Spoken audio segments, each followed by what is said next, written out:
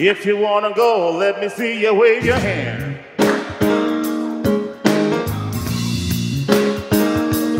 Let me see you wave your hand. Ain't nobody lying. Ain't nobody crying. Ain't nobody worrying. Hey. Come on, I said, I'll take you there. Can you help me say it now? Come on now. I'll take you there. Anybody wanna go? Anybody wanna go there? I'll take you there. Hey, anybody wanna go there? I'll take you there.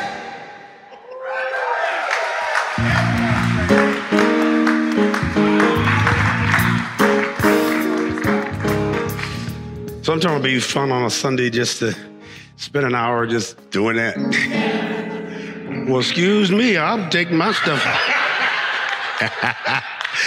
Wouldn't that be fun? Just even out on the grass. The weather's so beautiful. I love springtime in Tulsa.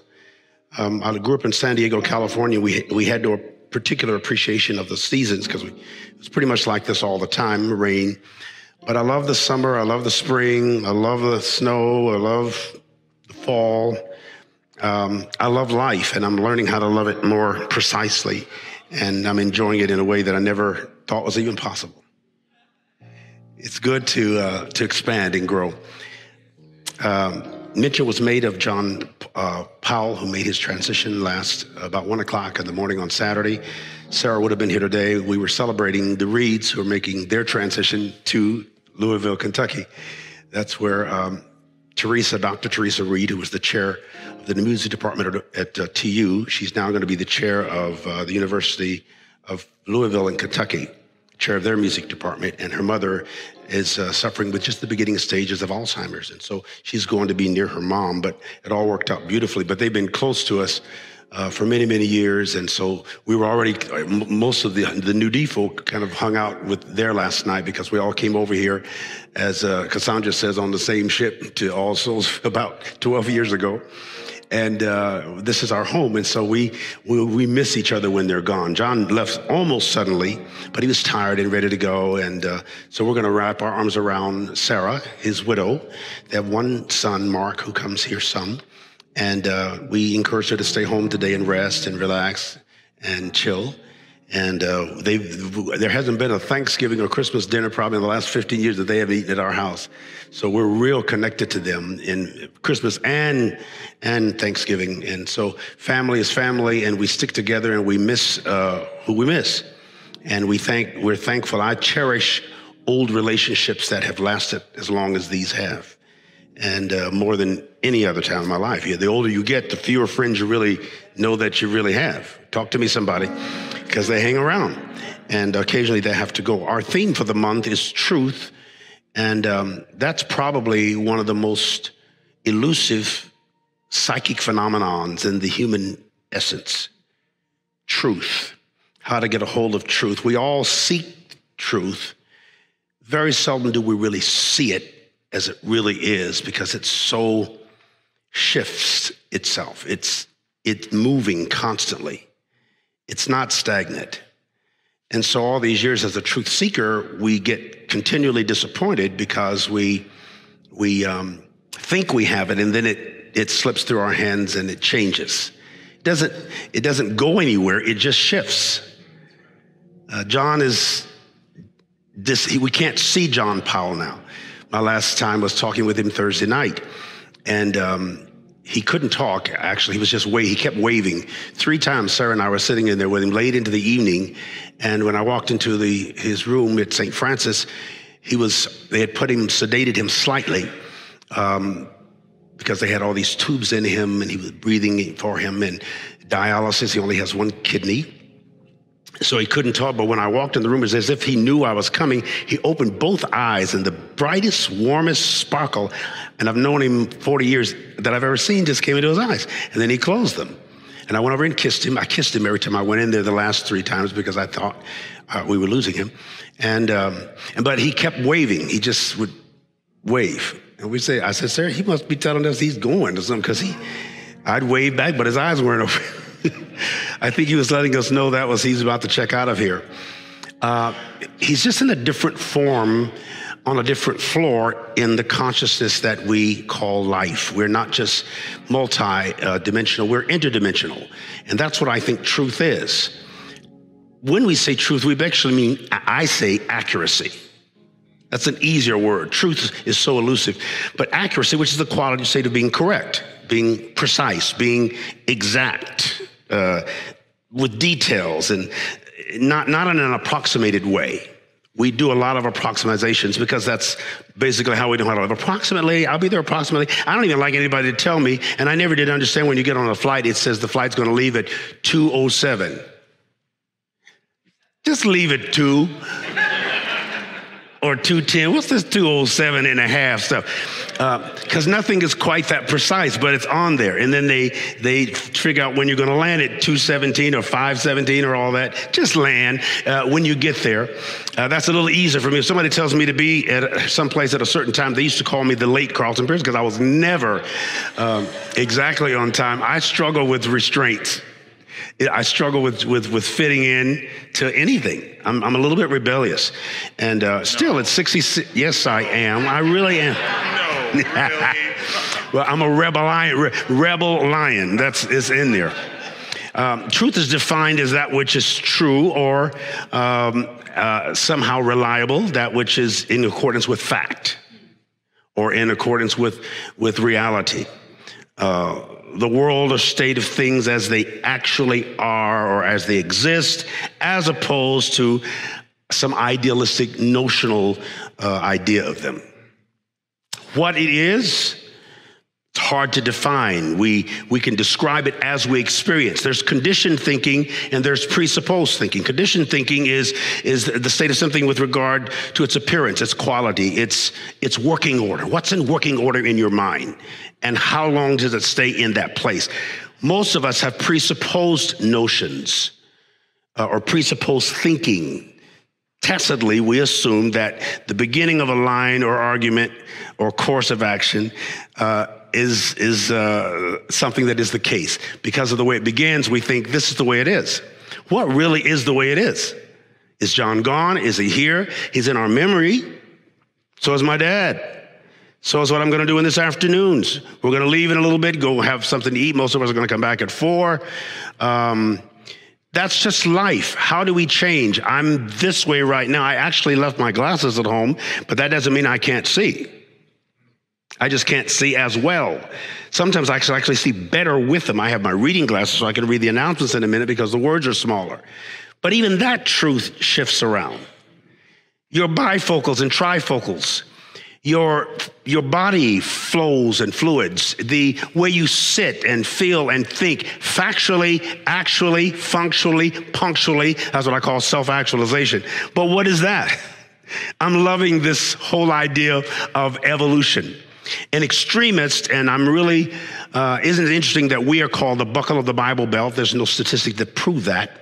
But we're a very religious city overall, but we have the highest crime rate comparatively to any city our size in the country, even more than the Sin City, Vegas. We have all these churches and evangelicalism and holiness, and I grew up in that tradition, and I never dreamed that I would come to ORU and there would be a casino within walking distance of it. We've been rebuking them devils for years, and they done showed up all over the... When I came here, there was no liquor by the drink. There was no parimutuel betting. And you folk here at All Souls, before we got here, we didn't realize that there's no tension in that unless you create tension in it. We thought everything was a sin and everybody was a sinner.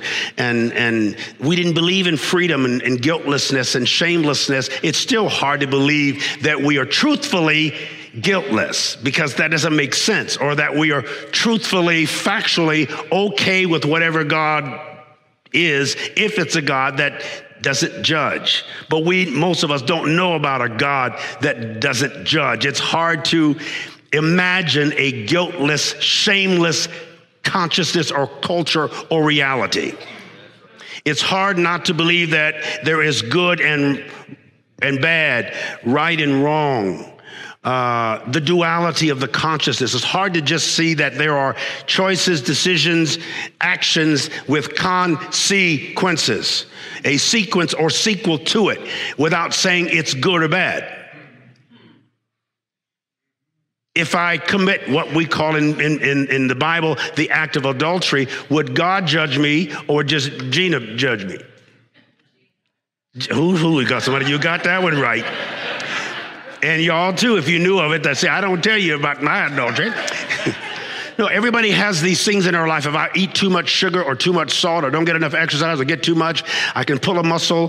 The man who built and designed the aerobic center at ORU, forget his name right now, but he died of a heart attack. He just dropped dead one day. He was into aerobics and taught us about physicality and dietary disciplines. And he was a strong, smart, intelligent, scientific man. We were so proud of him. And when he dropped dead, it stunned us, because all the things he taught wasn't working in his life. There was a congenital condition with his heart with which he was born that took him out. It wasn't that he didn't eat right or he didn't exercise right, but all of these rules we make, everything doesn't work the same way. Talk to me, somebody. I have to accept the fact that that truth is not static. An extremist is a person who holds extreme or fanatical political or religious views, especially one who resorts to advocating extreme actions around those views. I call extremists those who are screaming and screeching about something all the time. We all did that when we came out of our mother's womb. And if we didn't, they patted us so we could inhale, because we don't need oxygen when we're in the womb. So they made us scream. And we've learned how to scream and screech ever since in our own little ways. Most of us are living, walking, quiet riots. We're screaming about something that we want to change, probably just about ourselves. It's basically how you experience yourself. Do you like you? How tolerant are you of you? Not does your mom or dad or siblings like you, or your spouse or children, your partner or employees, neighbors. Do you like you? Why do or don't you like you? And where do those dislikes or likes come from? It's taken me all these years to start tracing back to find out why I feel some of these things. Where do they come from? If you hear things like, he's a little shy, or she's a little bashful, she's a little fast, or he's a little precocious, he's a little smart. You hear these little things as a kid, and you follow them. I'm a little precocious. I didn't even know what the word meant. She's a little fast. No, he's just a little shy. He talks a lot. You hear these things from your mom and them and your grandmama and them. And them stays with you all your life. Like I said, we all travel along, but none of us travels alone. We pick up passengers along the way, and they have opinions. They have values about you and appraisals about you, and you hear them even if you don't know their name. You can't see them. There's a few at start, and by the time you get my age, you got a whole truckload of them. And you're carrying on constant conversations with them.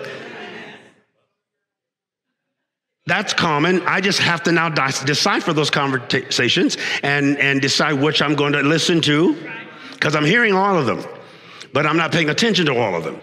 Truth dances around through all of them. Truth disguises itself sometimes as a lie or an inaccuracy. Now, how do we flex? To flex means to bend, like a limb or a joint. Does or can truth be bent like a limb or a joint? Is the arm less of an arm because it has an elbow? Is an arm less of an arm because it has a wrist? Flexing can cause a muscle to stand out by contracting or tensing it. Is that not like most truth? It can stand out, it can be contracted, or can become tense, or extract truth out of something. Is not truth a bit flexible?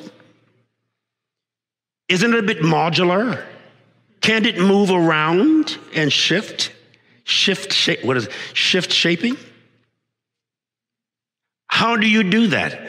I've been taught, told, and have believed certain things and ways and watches from childhood that I've now expanded, and I've flexed those things, and they mean something different to me now. I don't know that they've changed. I've changed how I perceive them. For me to ride by here and love this place when so many years I was very suspicious. Some part of me said, that's the cutest little peaceful looking, I wonder how they have, I bet that little church has a library in it. Who are those people and why do they come? I don't even know what Unitarian is, but they seem so harmless. Why am I hating them? That's the honest to God's truth, Gerald. Well, I had never been in here. And I had let some culture make me think that nobody but monsters lived here. And I knew in my soul that wasn't true. It was stupid, but I bought into it because it worked as long as I was driving by. And then when I had no place to go,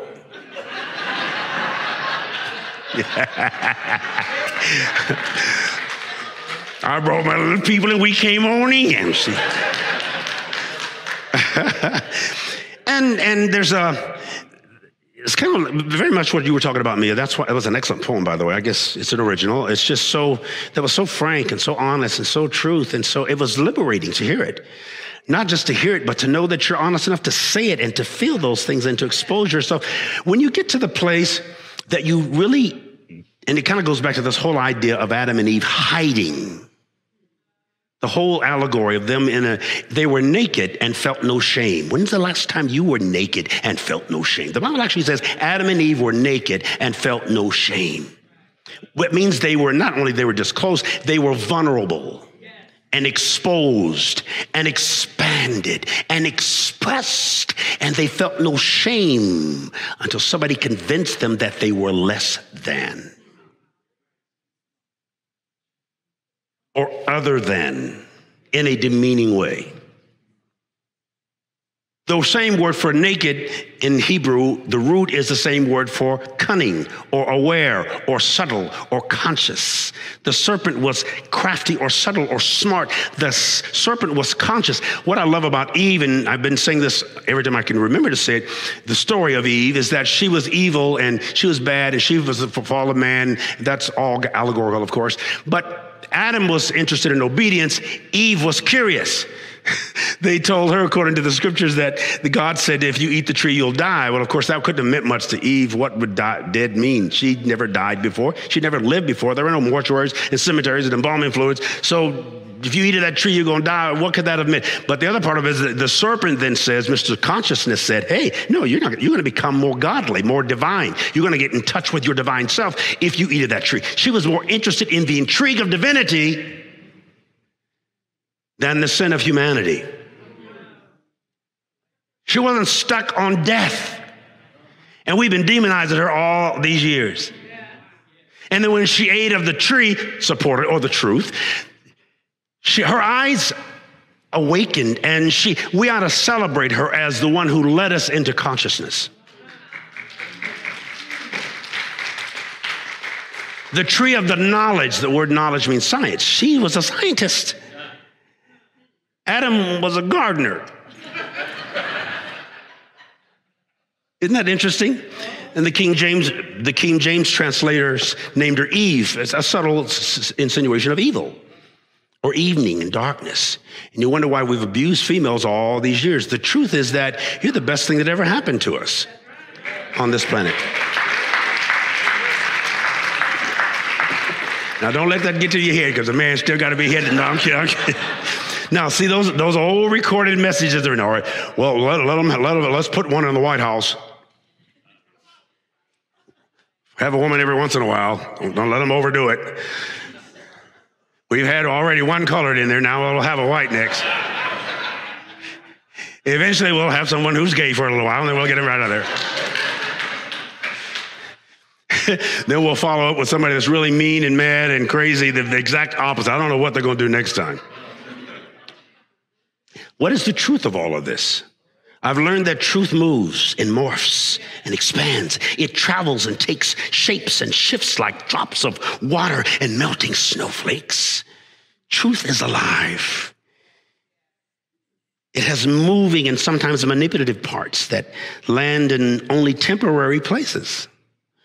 And then quickly, if not gradually, it shifts to another place that neither looks or feels the same. I've never been more fascinated with, I'm not trying to be overly certain now.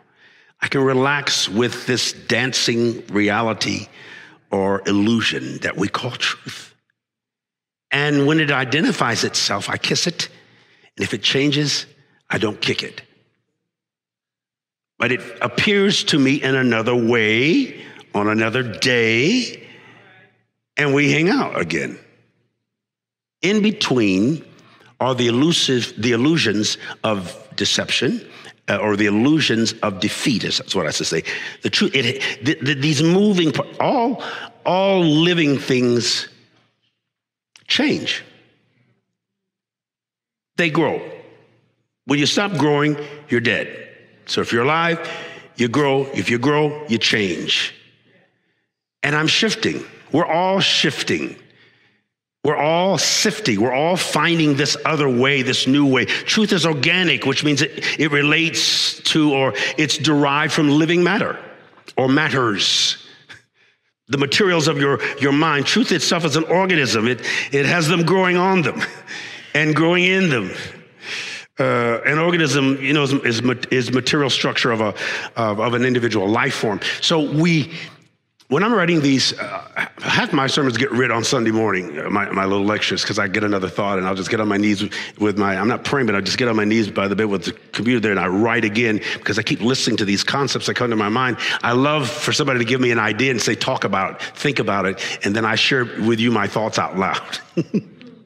Sometimes they're a little creepy, but when I go back and read them, I think, dang, where was I?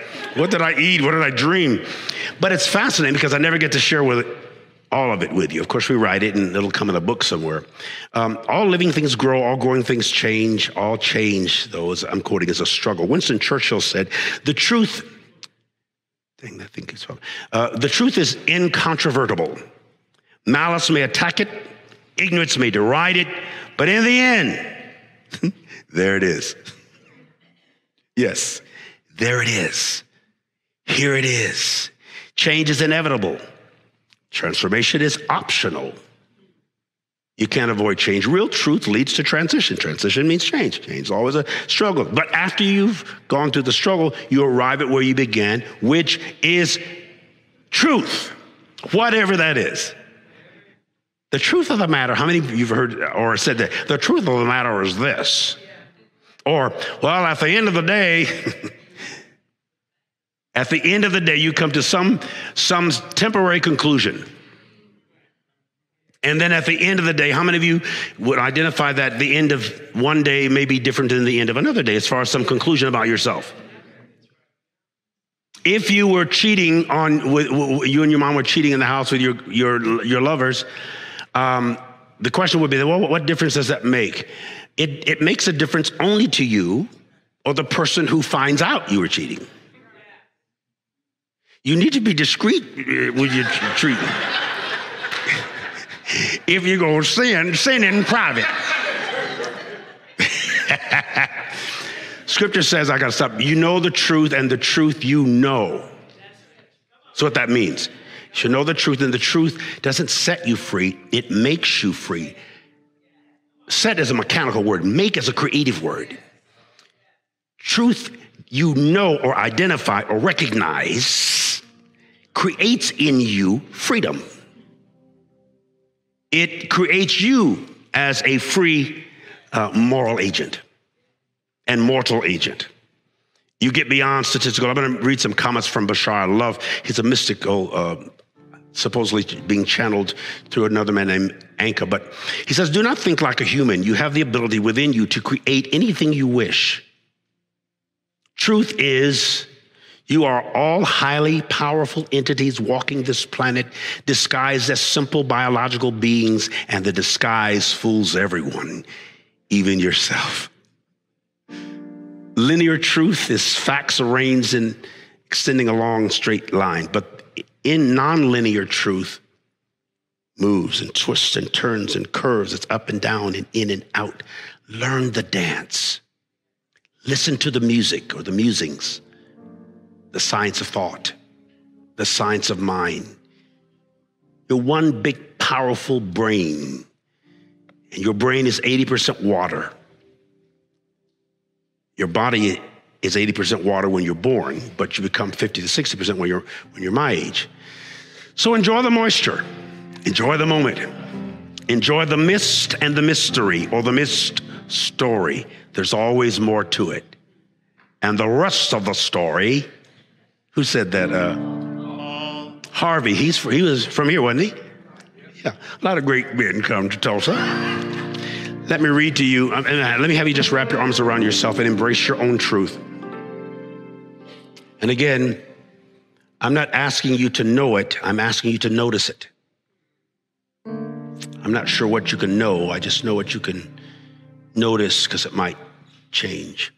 And then once you're in ignorance, gnosis is the Greek word for knowledge, ignorance, prognosis, diagnosis, agnostic, a knower, then ignorance doesn't mean you don't know, it just means you don't note or notice or make note of. And take copious notes. John couldn't speak, John Powell, so he was writing a lot. And so as we left the room the other night, we picked up his notes and his scribblings. The Halfords spent 2 or 3 days with him, and Sarah and I were in Virginia at a funeral the other day. Ron and Crystal went and hung out, as they did with Mother Richardson over there. She don't let me call her mother, but all that white hair, she deserves it. He was writing little copious notes and instructions for his wife. And I remember I was at Dominic Carmen's dad's bedside, and he couldn't talk, and he was writing these notes as he was making his exit. One time I was seeing my notes when I was in college, how I would doze off and the notes would just scribble on down. Maybe think of those. What are you making note of? Let it start with you. You are noteworthy. I notice you. I don't know you. I'm not sure I need to. I don't know that I deserve to, but I do make note of you. I want to hyphenate you, or maybe put a little exclamation point by you someday. Not too many periods, just a few commas and semicolons, because you keep changing. Don't put a period where the universe puts a comma. And be careful how you use the exclamation points. Sometimes it doesn't really need to be exclaimed.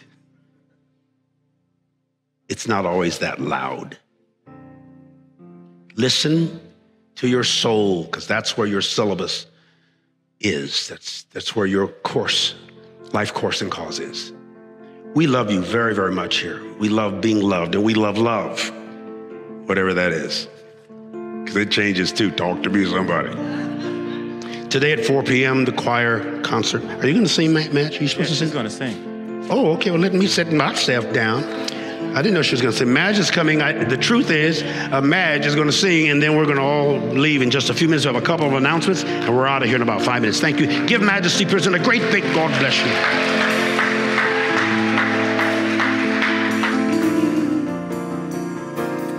Everything that matters now is everything you think of me.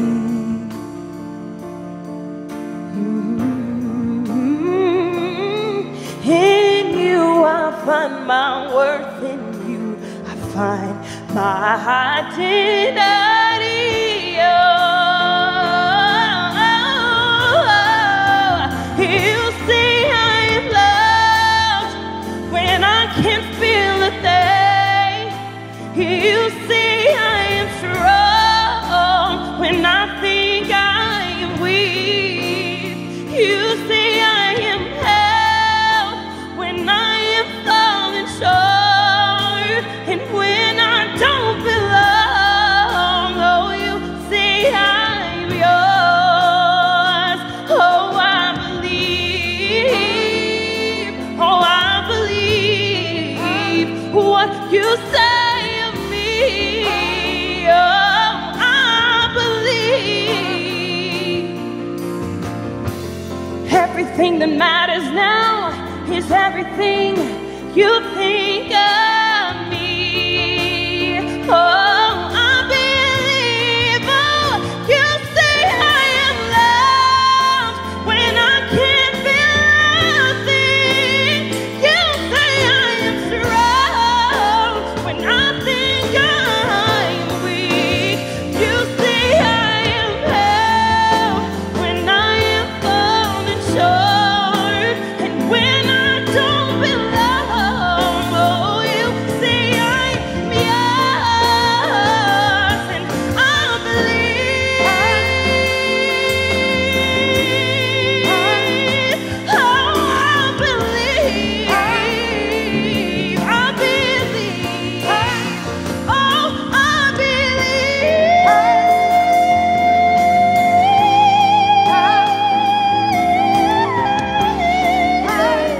Oh, I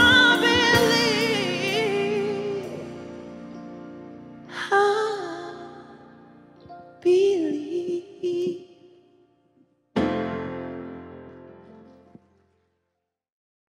Hey, we're so happy you're visiting with us online today. We love connecting with people all across the country and around the world, sharing our powerful message of love beyond belief. There's something new happening here. You can now join All Souls as a virtual member. Our virtual membership is designed for friends who live outside of Tulsa, Oklahoma, and who want to engage with All Souls in a meaningful way. You can be part of an expanding family, a global family really, wherever you are. If you live in Oklahoma, Ohio, or Orange County, California, Canada, or Cameroon. By becoming a virtual member, you'll be able to deepen your connections with members and friends here in Tulsa and with members wherever you are. Each week, you'll receive special All Souls content tailored for you, our virtual members. Virtual members have access to pastoral care, to personal prayers, and also receive invitations to exclusive web events. You can learn more, and if you're ready, you can become a virtual member today by visiting allsoulschurch.org/virtual membership. We're grateful our ministries are having a positive impact on your life, and we want to share the good news of love beyond belief with more and more people. So no matter what, we need your support to keep this ministry growing and thriving, so please consider making a gift today. You can do so by texting LOVEBB for Love Beyond Belief to 73256, or simply visit our website. You are a blessing in our lives. May you be blessed and be a blessing.